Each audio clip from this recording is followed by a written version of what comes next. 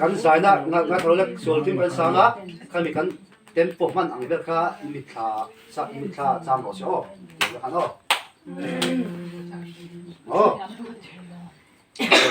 swal ti thut lo ya swal tim thu ta ka pila ka bolai beidong le chavi karum china chatum thei si lo sang na reng nei lo chu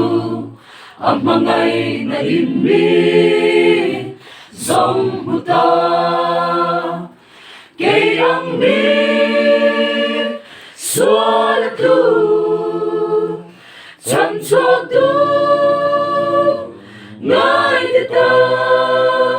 xóa na kênh phai corona ngai đâm thei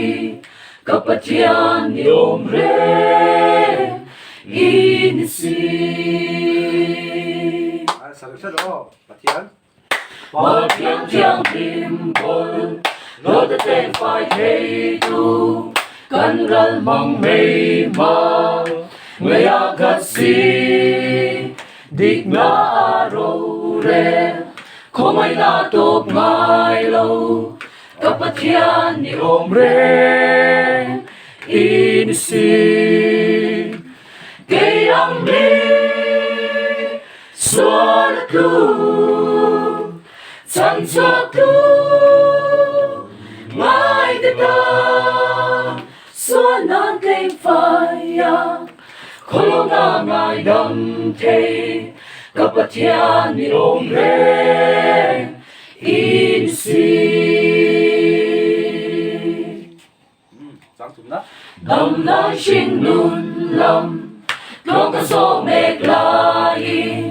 bo chia de chau cha te om ma se chak lo te chian eng kim ti thei lal pa chuan sa tuan in min shuai do ti ka shia ke ang mi swal tu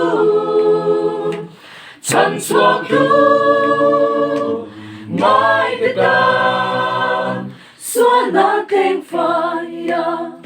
corona ngai đâm thei kapatian ni om re in si đâm lai sinh nun lam con ca so mek lai bo chiat le chau chang te ma se chak lo te chian eng kim ti thei lal pa chuan sa tuan in min shuai do ti ka shia ke ang mi swal tu chan cho tu ngai de ta xóa na kênh phai corona ngai đâm